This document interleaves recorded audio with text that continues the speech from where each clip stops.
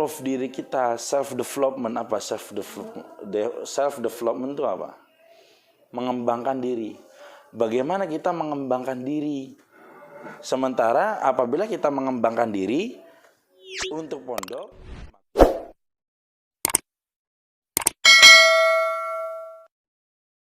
itu saya ingin menjelaskan. Dalam organisasi itu memiliki beberapa program kerja. Yang pertama program kerja tahunan, yang kedua program kerja bulanan, program kerja mingguan, dan program kerja harian. Nah, silakan ditulis.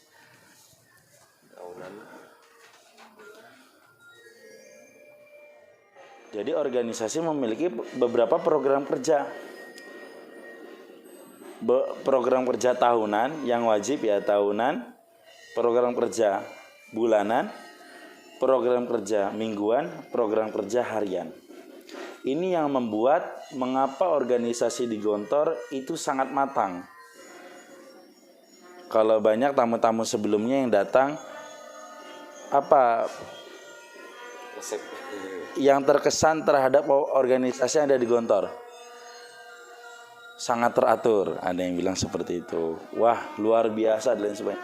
Tapi di balik penilaian yang baik orang terhadap organisasi di Gontor itu memiliki banyak tanggung jawab yang harus dipertahankan. Salah satunya itu tadi, pembentukan program-program kerja. Nah, ini salah satu buku yang dijilid yang berisikan program kerja tahunan, hasil musyawarah kerja. Nah, ini salah satu kegiatan wajib OPPM di setiap tahunnya dan di setiap kampus, yaitu mengadakan sidang hasil sidang musyawarah MUBES, musyawarah besar organisasi pelajar pondok modern, yang di dalamnya itu dilaksanakan MUBES itu dengan tujuan membentuk ataupun merancang kegiatan-kegiatan program-program selama 1 tahun ke depan. Nah, jadi itu diadakannya ketika bulan Ramadan. Sebelum kelas 5 naik ke kelas 6, itu diadakan sidang musyawarah besar. Nah, dan ini buku hasil musyawarah besar. Jadi ini buku yang berisikan kumpulan-kumpulan hasil musyawarah kerja di setiap bagian. Nah, ini salah satu program kerja tahunannya. Ada lagi program kerja bulanan. Dalam 1 bulan ini kita harus seperti apa? Mau bagaimana? Program kerja kita apa? Kita mau mengerjakan apa selama 1 bulan ke depan? Ada lagi mingguan. Selama 1 minggu ke depan kita mau melakukan apa? Nah, mau membuat apa? Mau mendidik apa? Dan lain sebagainya. Itu dirancang selama 1 minggu ke depan. Ada juga program kerja harian. Yang di bawahnya lagi ada rutinitas harian. Kegiatan-kegiatan yang memang sudah paten harus dilakukan pada setiap harinya. Nah, contoh rutinitas di Gontor itu jam 4 bangun subuh, jam 4.25 sholat subuh, sambil nunggu baca Quran dulu, 4.25 sholat subuh beberapa menit, setelah itu lanjutkan dengan baca Quran sampai jam 5 sampai jam setengah 6. Jam 5 sampai jam 5.45 itu pemberian kosakata il-konfrodat. Jam 5.45 sampai jam 9 terus sampai mereka tidur pun diatur. Itu namanya rutinitas harian. Yang itu sifatnya sudah permanen, tidak bisa dirubah. Jadi kita tidak akan bisa menertibkan diri kita, organisasi kita di 1 hari bila mana kita tidak memiliki rutinitas harian. Nah, seperti itu. Ada lagi program kerja mingguan. Setiap minggu itu ada apa saja, latihan pidato di hari apa, latihan pramuka di hari apa, ataupun kegiatan-kegiatan yang lain yang memang sifatnya setiap minggunya diadakan itu di hari apa. Nah, itu juga harus dirancang. Jadi pada dasarnya OPPM di Gontor apabila direntetkan itu banyak sekali. Saking banyaknya maka dibagilah ke bagian-bagian yang sudah dibentuk. Contoh kegiatan mingguan di di Gontor apa saja? Dari segi bahasa ada pemberian kosakata setiap harinya. Itu kegiatan harian wajib. Kegiatan mingguannya ada hadisul arbi'a di setiap hari Rabu.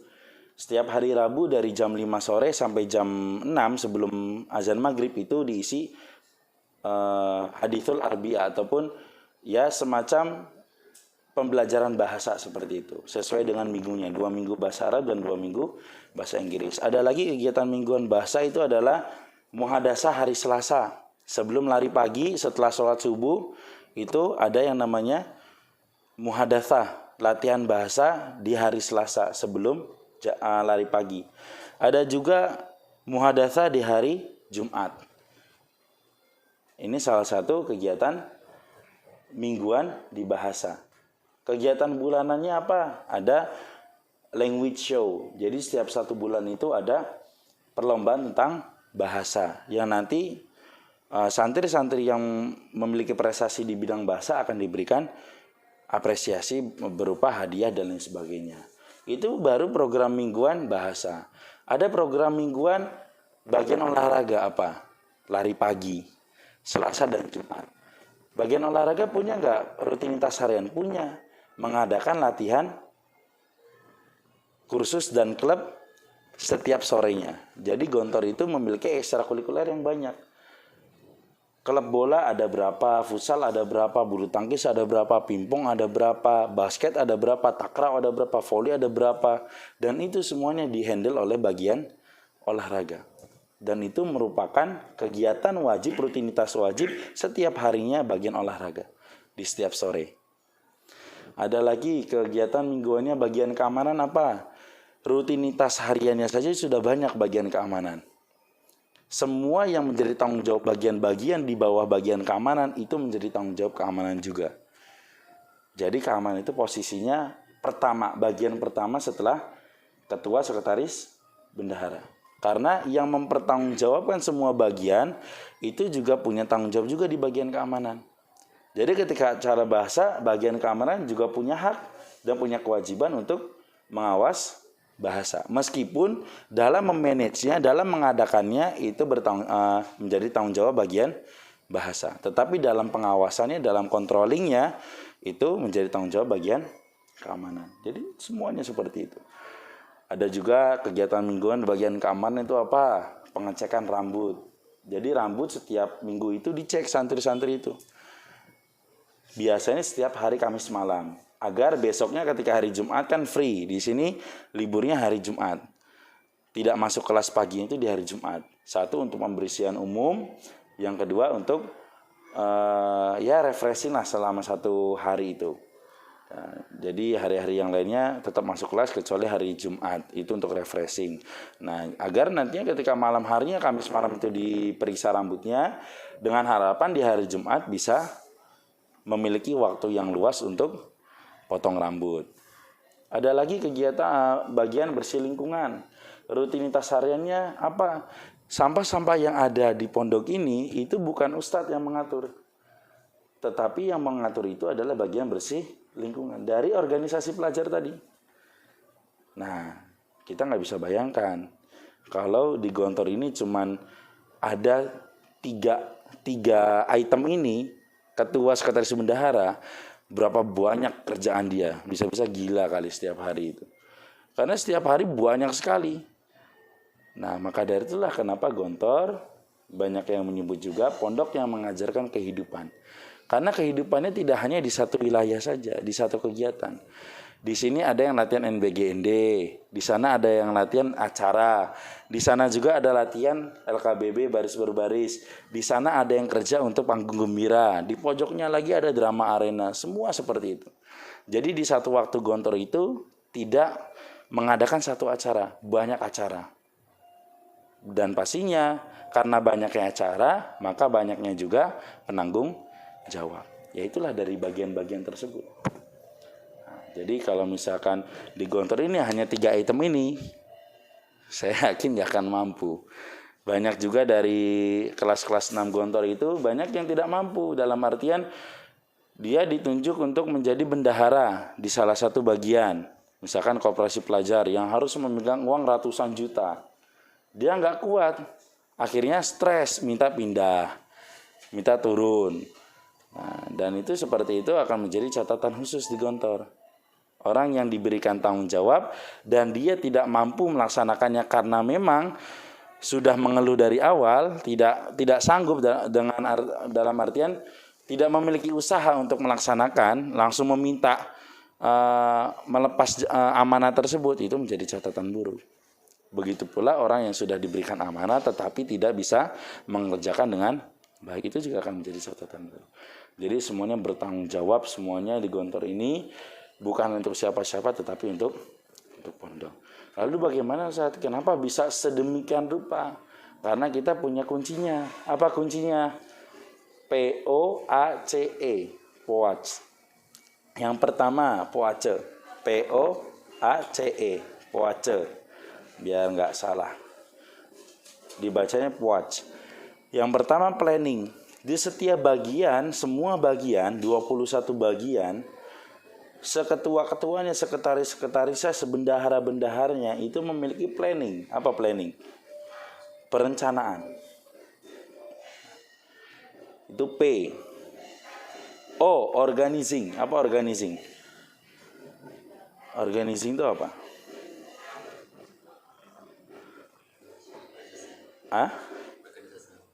Pengorganisasian. Jadi apa yang sudah direncanakan diorganisir. Gitu. Dibagi tugasnya apa dan lain sebagainya. Itu salah satu penjabaran dari organisir. Rencanakan, diorganisir, dibagi tugasnya, dibagi penanggung jawabnya, dibuat standar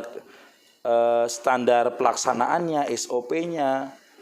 Lalu baru menuju kepada tahap selanjutnya, yaitu actualing. Apa artinya actualing? Actualing itu pelaksanaan, action. Nah, action. Setelah itu C-nya itu controlling. Setelah action, maka harus ada yang namanya controlling. Apa controlling? Pengawasan, pengawalan.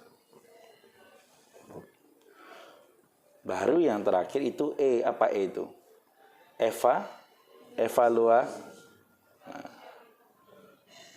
Evaluating. Itu evaluasi, mengadakan evaluasi. Nah, ini yang menjadi landasan kita. Kenapa bisa sedemikian rupa? Karena kita memiliki 5 ini. Planning, organizing, actualing, controlling, dan itu selalu muter. Bukan berarti kalau sudah sampai ke tahap evaluating itu udah selesai semua, enggak.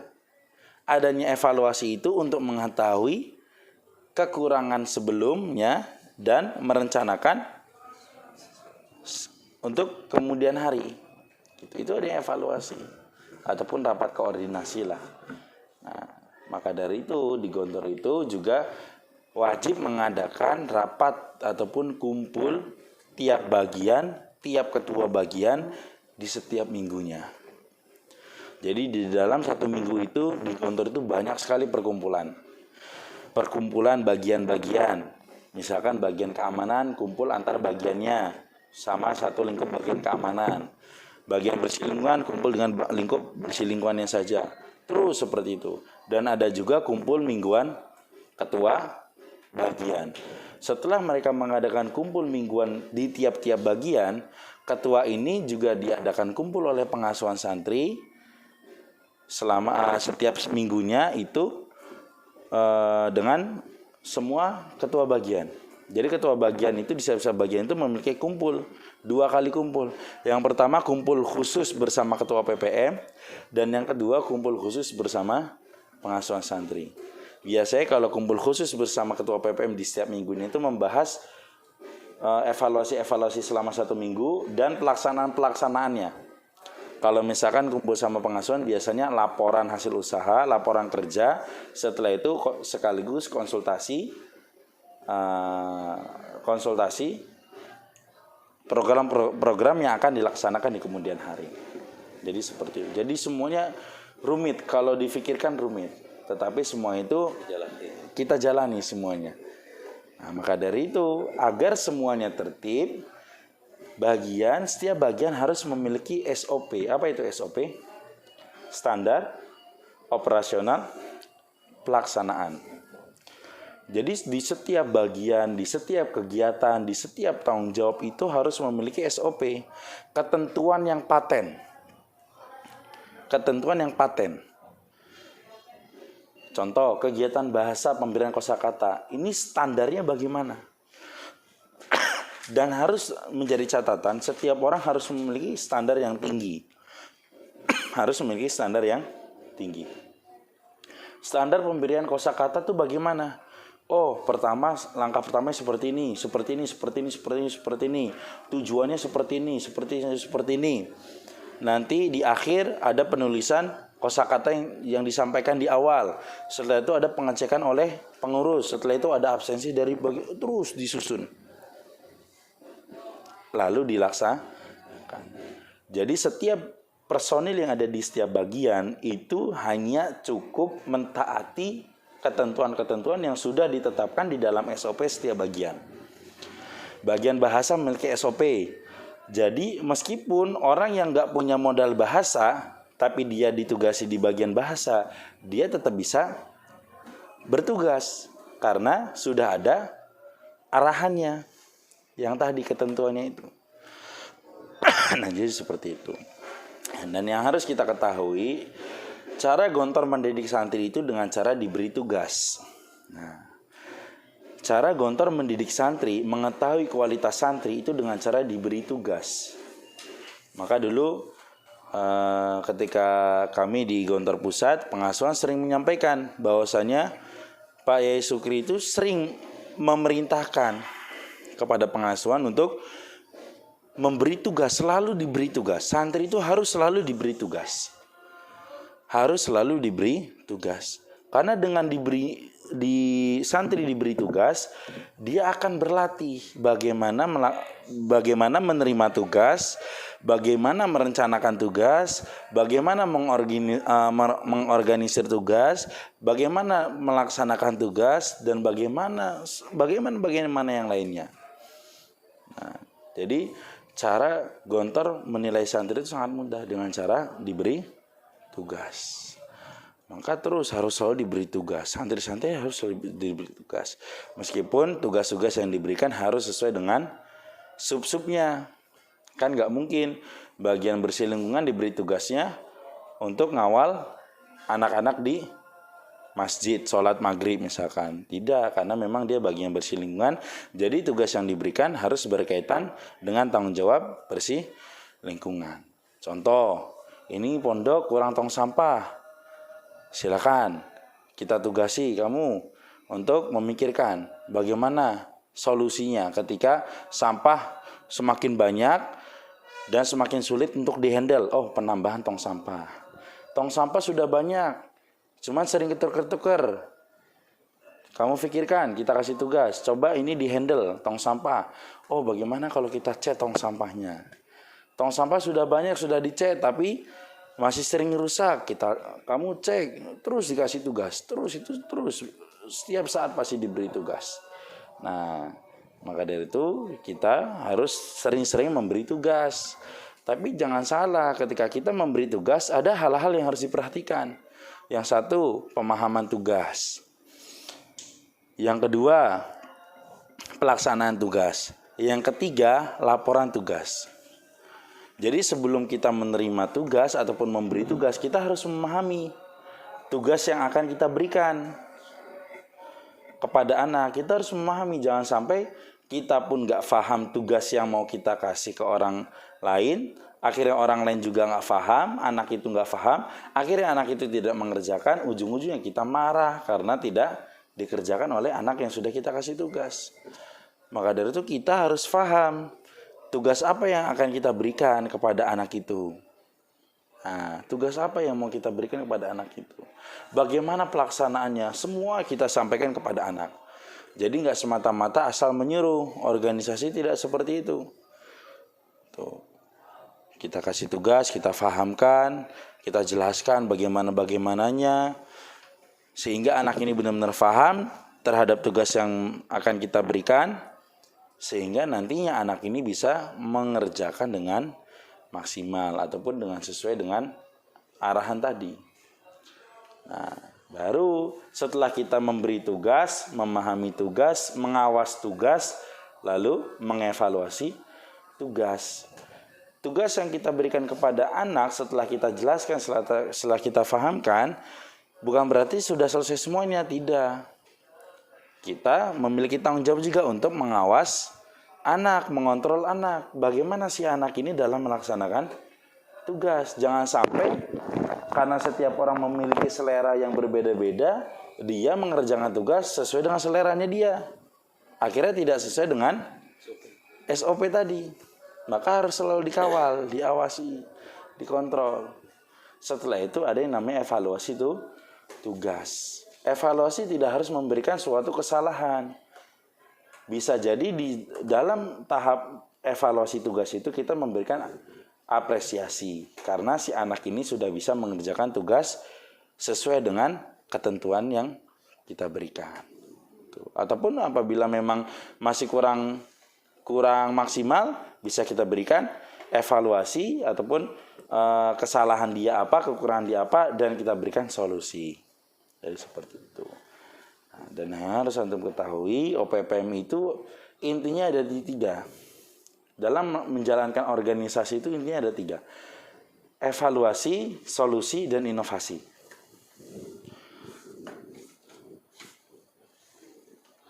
Karena kita mau membentuk suatu ketentuan ataupun suatu standar pada kegiatan santri, kalau kita tidak mengetahui evaluasi di kegiatan tersebut, kita tidak akan bisa membuat ketentuan itu dengan mudah. Evaluasi, solusi, inovasi. Kita harus tahu, contoh, saya mau buat standar lah kegiatan santri di masjid ketika maghrib hari, ketika sholat maghrib. Selain kita juga harus berpikir, kita juga harus tahu evaluasi selama ini yang ada di lapangan itu apa. Agar bisa kita musyawarahkan, kita cari solusi, dan kita masukkan ke dalam ketentuan yang akan kita buat. Jadi ketika ketentuan itu sudah jadi, sudah paten, sudah ditetapkan, itu tidak ada lagi problem-problem yang di luar konsep, di luar pemikiran kita. Tangan antum ke sini, keliling-keliling, melihat kegiatan santri itu sudah sangat membuka imajinasi antum. Karena pada dasarnya jujur, saya pribadi pun kalau lagi duduk apa segala macam itu sulit untuk berpikir. Kalau untuk memikirkan tentang kegiatan pondok, lebih enak itu sambil keliling, sambil berpikir, oh ini evaluasinya ini kita tulis, ini kita tulis segala macam, kita pikirkan, kita cari solusinya dan lain sebagainya. Nah, maka dari itu kedatangan antum ke sini, antum melihat kegiatan-kegiatan yang ada, itu pasti sudah membuka imajinasi antum untuk di kemudian hari. Tinggal bagaimana kita mengimprove diri kita, self development. Apa self development itu apa? Mengembangkan diri. Bagaimana kita mengembangkan diri? Sementara apabila kita mengembangkan diri untuk pondok, maka secara tidak langsung kita juga mengembangkan pondok. Nah, bagaimana dengan ilmu yang sudah kita tahu meskipun tidak terlalu banyak, bagaimana kita mengembangkan diri kita dengan ilmu. Jadi kita harus benar-benar memikirkan kegiatan apa, program apa, bagaimana cara pendidikannya di asrama itu supaya baik. Mulai dari bangun tidur apa, setelah itu kegiatannya apa, kegiatan unggulannya apa. Jangan sampai anak itu diberikan waktu kosong. Seada-adanya waktu kosong itu istilahnya bukan waktu kosong, tetapi waktu olahraga. Contoh, sore itu setelah sholat asar nanti itu waktu olahraga. Tapi anak itu kan punya hak untuk memilih antara olahraga ataupun berkegiatan lain. Contoh, dia mau nyuci, berarti dia harus merelakan tidak olahraga. Gitu saja. Jadi semua satu hari 24 jam itu harus full dengan kegiatan. Harus full dengan perencanaan. Selagi waktu kosong ataupun olahraga seperti itu, pengawasannya bagaimana? Kegiatan anak bagaimana? Dialihkannya bagaimana? Apalagi di asrama itu kan ada yang namanya pengurus asrama. Di sana ada pengurus asrama. Kepala asrama ya. Jadi seperti itu. Karena memang semua pendidikan OPPM itu jauh lebih dibutuhkan itu di asrama. Bagaimana kegiatan sholat subuhnya, sholat zuhurnya, sholat asar, sholat maghribnya, sholat isyanya, kegiatan apa sebelum tidur. Kalau di sini sebelum tidur itu ada baca doa sebelum tidur, ada absen wajib, terus seperti itu. Ya mungkin nanti malam kalau misalkan antum ingin melihat keliling ke asrama, kegiatan baca doa sebelum tidur, monggo silahkan, kita persilahkan. Agar nanti punya gambaran juga untuk kedepannya bagaimana. Mungkin itu yang bisa saya terangkan. Ini ada buku musyawarah kerja. Kalau mau dipakai ya monggo silahkan. Berkembang bukan karena kiainya, tapi karena inovasi santri-santrinya. Salah satunya ini. Nah, di sini contoh. Ini kelas 1 ya, kelas 1. Ini namanya buku Student Insight Kriteria. Jadi buku untuk mengontrol kriteria santri untuk kelas 1 intensif. Kelas 1 intensif versi Gontor itu kriterianya apa sih? Nah, dicantumkan di sini. Nanti dia bisa melihat dan dijadikan program pribadinya masing-masing. Dan ini akan selalu diuji sebelum perpulangan. Sebelum perpulangan santri harus harus sudah melengkapi dan melaksanakan, menunaikan apa yang sudah tertera di sini. Contoh, dari segi ibadah qauliyahnya, doa sebelum tidur, doa bangun tidur, dan doa-doa yang lainnya sampai 27 doa. Adapun lain-lainnya ibadah qauliyah itu seperti menghafal syiar Abu Nawas dan lain-lainnya itu ada di sini juga. Ibadah fi'liyahnya juga ada di sini. Standar kelas 1 intensif di Gontor tuh harus bagaimana sih ada di sini. Dan ini akan selalu ditagih sebelum ananda setiap santri pulang ke rumah ketika liburan awal tahun ataupun liburan akhir tahun. Ini merupakan inovasi dari pengurus PPM. Nah, jadi seperti itu. Jadi apa yang dilakukan oleh pengurus PPM sekarang akan menjadi gambaran bagi adik-adik kelas kita yang sekarang menonton kita menjadi pemeran, yaitu pengurus PPM. Karena suatu kelak nanti adik-adik kelas kita itu akan menjadi pemeran di organisasi pelajar, karena suatu saat nanti mereka akan selalu naik kelas dan akan menjadi pengurus OPPM. Nah, jadi seperti itu. Mungkin itu saja yang bisa saya jelaskan.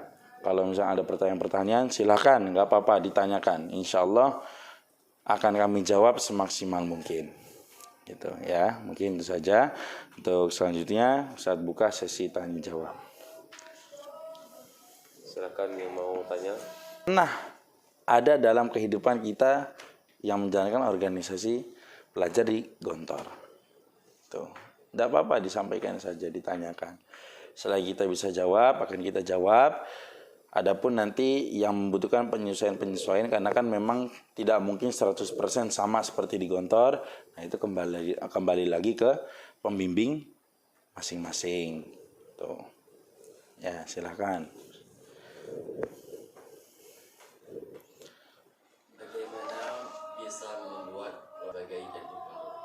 Oke. Mungkin bagus pertanyaannya, bagaimana cara membuat bunyi lonceng itu jaros ya, itu menjadi jantung pondok. Oke. Allah.